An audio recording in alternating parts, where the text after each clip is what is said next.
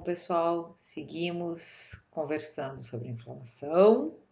Lembra que a gente já falou sobre fase fluídica, começou a falar sobre fase celular, falou sobre cascata de adesão leucocitária e seguiu falando sobre destruição do agente agressor, né? E viu então quais são os mecanismos utilizados pelas células inflamatórias para destruir o agente agressor. Falta a gente tirar um tempinho agora para ver quais são, de fato, as células que atuam no processo de inflamação aguda. E aqui então, a gente vai conversar um pouquinho sobre as células endoteliais, o papel, né, das células endoteliais, dos polimorfonucleados granulócitos, dos monócitos dos macrófagos e, dentre a turma dos linfócitos, um olhar especial sobre as natural killer. Serão essas, basicamente, as células com maior importância no processo de inflamação aguda. Começando então pelas células endoteliais, lembrar que elas têm propriedades pró-coagulantes e que o processo de coagulação anda junto com o processo inflamatório, assim como fibrinólise também. Tá? Então, regulações pró e anti-inflamatórias partem dos processos de coagulação e fibrinólise, principalmente pela liberação de mediadores químicos da inflamação nesses momentos. E muitos desses mediadores ou muitas das substâncias liberadas justamente pelas células endoteliais. Bom, a gente sabe também, ou lembra, que as células endoteliais tiveram um papel fundamental, foram atrizes principais da fase fluídica, né, onde elas controlaram tônus vascular, elas foram agentes da vasoconstrição e da vasodilatação, claro que tudo isso induzido pelos devidos mediadores químicos, sobre os quais a gente fala mais tarde, tá? E, bom, elas tiveram realmente um papel central nesse processo, sem a atuação delas, a fase fluídica não ocorreria. Assim como na fase celular, foram elas que expressaram aquela imensidão de moléculas de adesão, né, que permitiram justamente marginação, adesão, rolagem, adesão, migração das células dos leucócitos sobre aquela parede endotelial, né, e consequentemente transmigração que foi imprescindível para a chegada das células inflamatórias lá no local da agressão. Então, as células endoteliais realmente, de uma forma bastante ativa, exercem um papel fundamental no processo inflamatório. Bom, além das células endoteliais, então, tem as células inflamatórias propriamente ditas. Todas são derivadas de um precursor, uma célula precursora comum, lá da medula óssea, tá? Essas células vão sofrer maturação em linhagem eritrocítica e leucocítica. A maioria delas sofre essa maturação na medula óssea, passa para o sangue e algumas delas, né, especialmente células inflamatórias, vão para o tecido. A exceção do precursor do mastócito, que pois o mastócito ele vai direto da medula óssea para o tecido sem essas etapas todas de maturação. Já os granulócitos sofrem maturação e assim como a série linfocítica também sofre maturação. Os granulócitos, alguns param no sangue e alguns vão para o tecido e os linfócitos invariavelmente vão para os tecidos.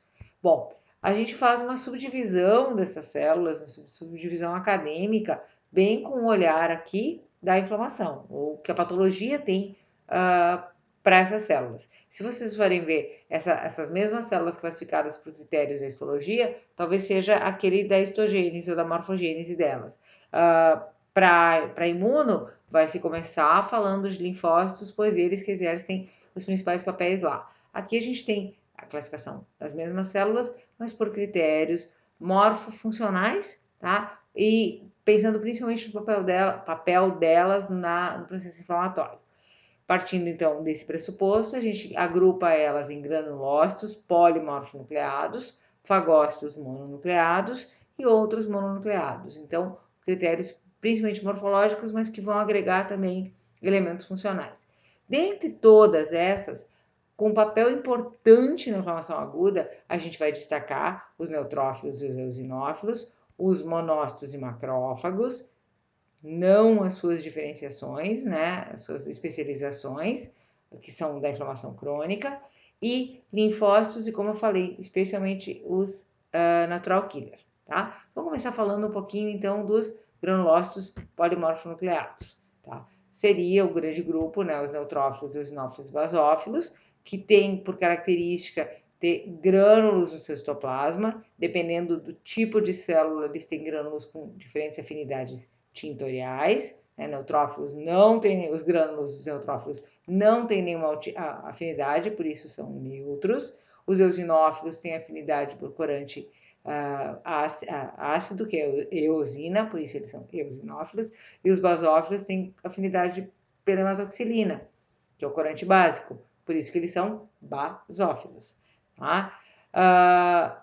O que também eles têm em comum é essa diversidade de morfologias dos núcleos. Tá? Eles não têm vários núcleos, eles têm núcleos com diferentes morfologias, muito bem ilustrado nessa pequena brincadeira aqui, né? Que exagera um pouco o conceito, mas a ideia é essa: é um núcleo que assume diversas morfologias mais exacerbadas ou não, dependendo do tipo celular e a fase dessa célula. Bom, falando um pouquinho sobre os neutrófilos, então, eles têm essa multiplicidade de morfologias nucleares, os grânulos deles não têm uma afinidade tintorial específica, por isso são chamados de neutrófilos. A morfologia deles, então, numa citologia, né? E, por outro lado, a morfologia deles numa histologia. A gente percebe que realmente não se observa nenhum tipo de grânulo em especial e se observa amplamente a diversidade de morfologias desses núcleos.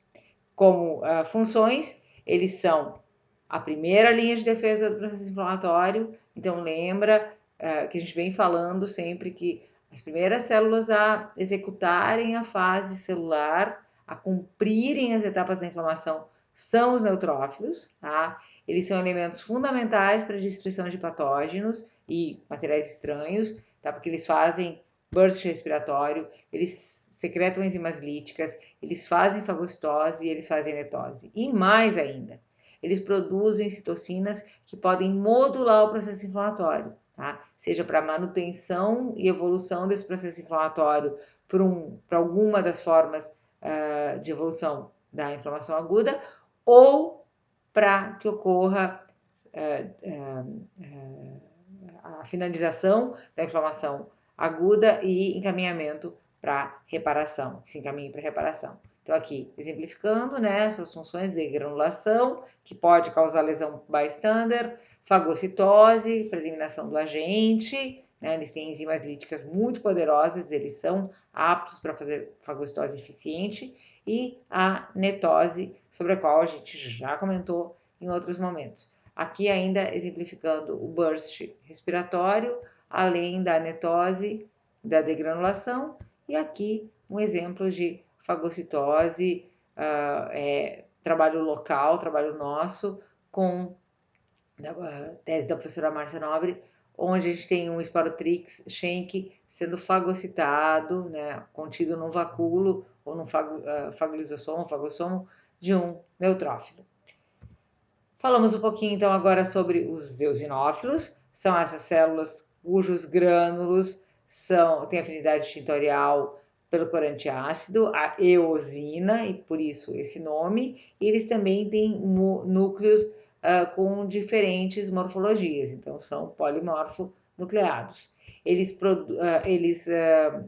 aqui também mostrando, né, esse aspecto deles na periferia de vaso, dessas células com citoplasma bem vermelho, nem sempre a gente consegue ver os grânulos exatamente, mas a gente consegue ver citoplasma bem vermelho, ou então, como nos eosinófilos de equinos, a gente vê com muita facilidade os grânulos. Isso é uma característica dos eosinófilos dos equinos. Tá? Os eosinófilos, eles liberam enzimas líticas com muita propriedade, tá? Eles geralmente estão envolvidos nas defesas contra parasitas, justamente são agentes grandes de difícil fagocitose, e os eosinófilos têm quimiotaxia para esses agentes e suas enzimas muito poderosas conseguem muitas vezes fazer destruição desses agentes. também contra outros agentes, como o cromista, o Pythium. Então, os eosinófilos eles são realmente importantes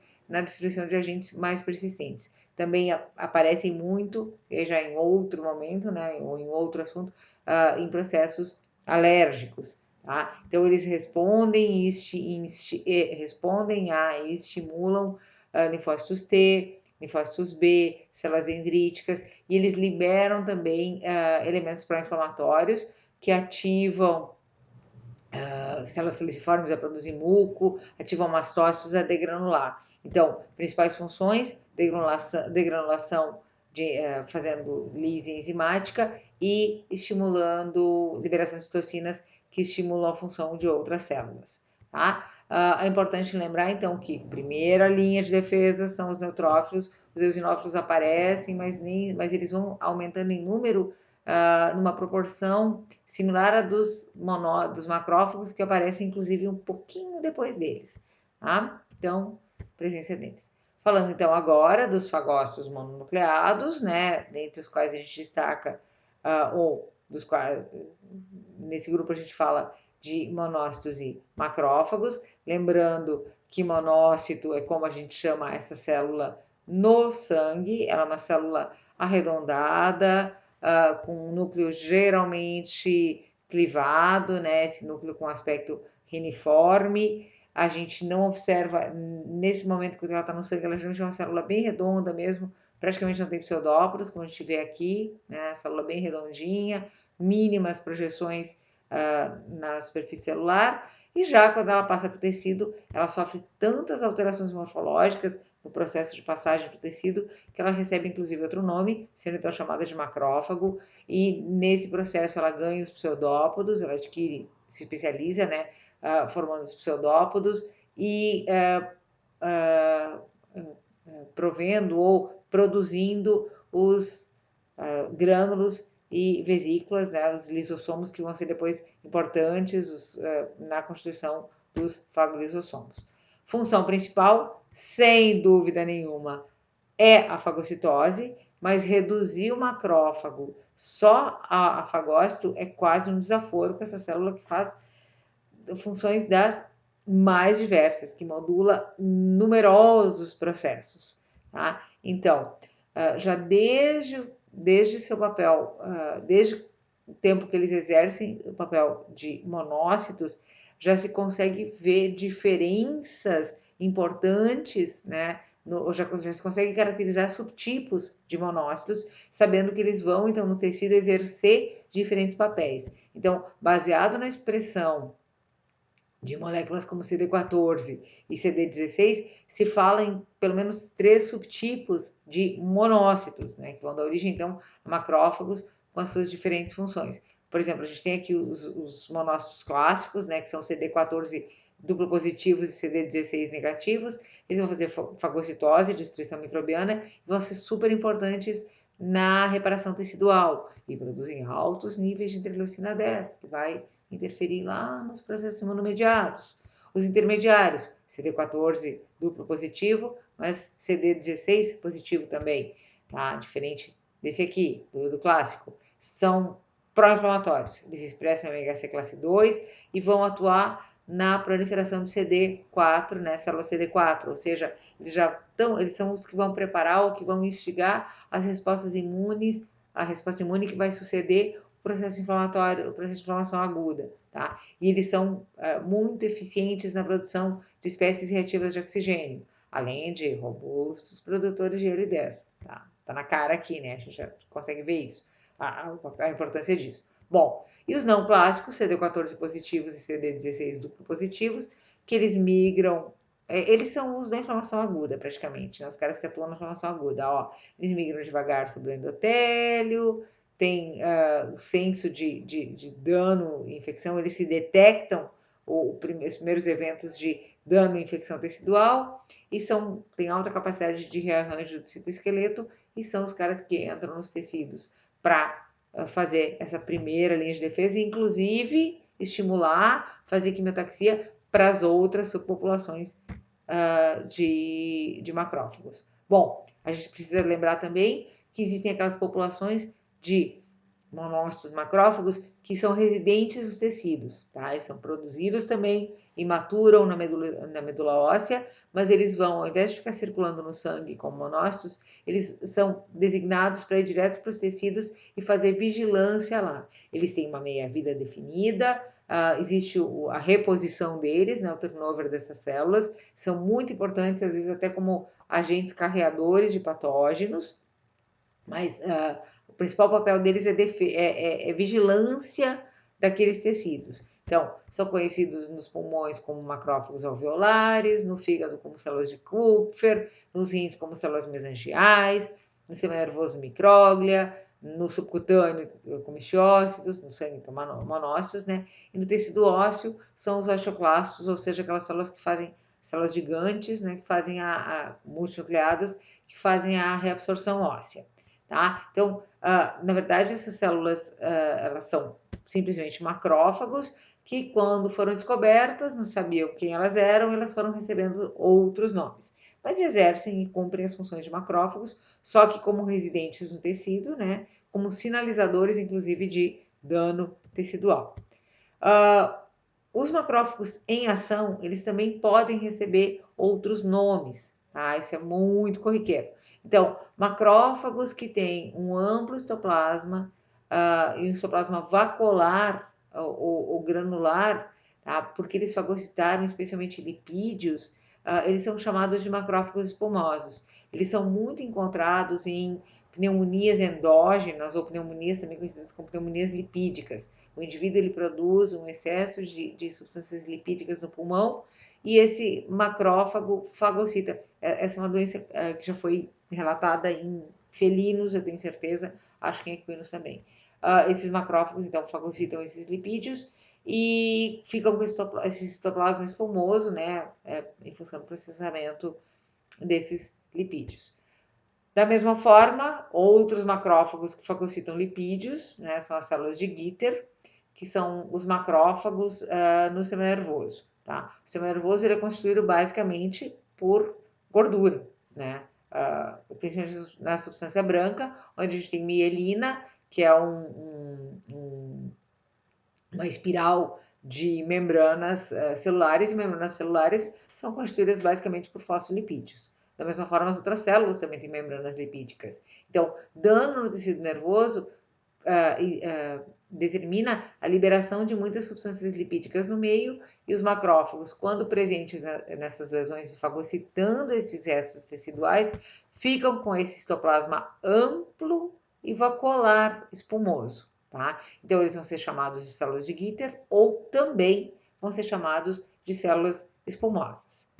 Macrófagos que fagocitam ferro caracterizam o quadro chamado de hemosiderose, como vocês já viram lá quando falaram sobre pigmentos, e eles são muito comuns em áreas de hematomas, tá? Ou em áreas de congestão crônica.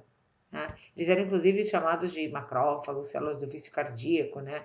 Antigamente, porque eles eram encontrados no escarro de pacientes que tinham insuficiência cardíaca crônica. Bom, macrófagos que fagocitam bile, eles representam ou caracterizam a colestase intracanalicular. Quando é que o macrófago vai fagocitar bile? Quando existe biliestase, tá? Quando a bile produzida nos canalículos biliares não consegue fluir por dano no próprio fígado ou nos ductos, no ducto biliar, essa bile se acumula e esses macrófagos fagocitam essa bile então. Macrófagos também podem fagocitar melanina, tá? Quando existe um dano na epiderme e existe então liberação de melanina para a derme, a gente chama isso de fuga de melanina, tá? E aí os macrófagos fagocitam essa melanina, podem ser encontrados também. Já macrófagos num quadro de inflamação crônica, então aqui um grande parêntese, tá? Aqui as células epitelioides são macrófagos especializados em lise extracelular, mas são macrófagos importantes na inflamação crônica e não na inflamação aguda. Da mesma forma que as células gigantes inflamatórias, e a gente vai falar melhor sobre essas células quando a gente estiver conversando sobre inflamação crônica. Existem ainda numerosas subpopulações de macrófagos, né, como a gente já viu lá dos monócitos, mas hoje se fala em populações de macrófagos 1 e M1 e M2, e até já se fala dos M3, tá? Que seriam macrófagos pró-inflamatórios, a subpopulação M1, e macrófagos anti-inflamatórios, os das subpopulações M2. E cada um deles, e para cada um deles, existem marcadores que se podem utilizar, principalmente se a gente está fazendo estudos em processos inflamatórios. Em doença neoplásica, em neoplasia, a gente a gente busca sempre, quando estuda inflamação na neoplasia, caracterizar quais são as subpopulações macrofágicas, porque dependendo da subpopulação presente naquele momento, a gente pode ter toda a diferença para progressão da doença neoplásica ou para se entender se esses macrófagos estão atuando em favor do paciente, né, e não do tumor. Então, eles são realmente cada vez mais e mais importantes.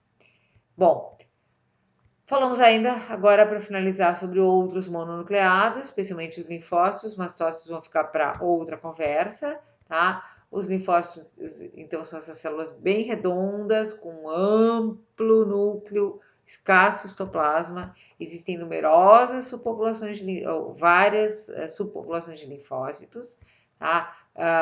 Cuja morfologia é muito similar. Então, a menos que eles se diferenciem, a gente não consegue, só pela morfologia no HE ou na citologia, diferenciar essas subpopulações. A gente precisa de marcadores moleculares para isso, marcadores de imunistoquímica para isso. Tá? O principal papel dos linfócitos, de um modo geral, é liberar citocinas, e da mesma forma no processo inflamatório. Então, eventualmente, linfócitos T atuam na inflamação final da inflamação aguda, já na condução, na evolução dessa inflamação aguda para a inflamação crônica, geralmente, e especialmente atuando na inflamação aguda, propriamente dita,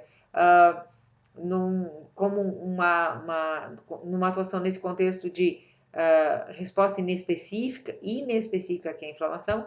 A gente tem os linfócitos natural killer, que encontram justamente células que não expressam IMHC classe 1, e conseguem então fazer reconhecimento dessas células, que geralmente são células neoplásicas ou células infectadas por vírus. Tá? Eles encontram essas células, liberam perforinas e granzimas e fazem com que essas substâncias, né, esses produtos, estimulam ou induzem a que essas células entrem em apoptose.